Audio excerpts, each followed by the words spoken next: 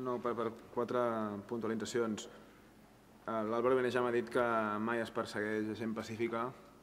Clar, no sé, n'estaria... En 30 segons no puc demostrar, però és que és una enciclopèdia de la repressió política dels muntatges policials que s'han produït. Hi ha vegades que es persegueix gent que és culpable, però brutalment. Jo he estat en manifestacions d'estudiants totalment pacífiques on s'ha carregat contra la gent de manera indiscriminada, hi ha proves de periodistes que ho han demostrat.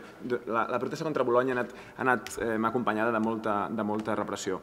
En tot cas, clar, si estan al seu dret de creure's l'atestat policial, perquè és el que es creuen, però després, per exemple, quan parlen de 383.000 euros, demostren que ho han mirat per sobre aquesta qüestió, perquè la UAP ha rebaixat el peritatge amb 30.000, perquè els altres 350 i llargs mil eren per suposades hores perdudes per gent que no havia anat a la feina, i això no és cert, perquè no es va impedir la gent a treballar, se li va buscar altres llocs on anar a fer la seva tasca.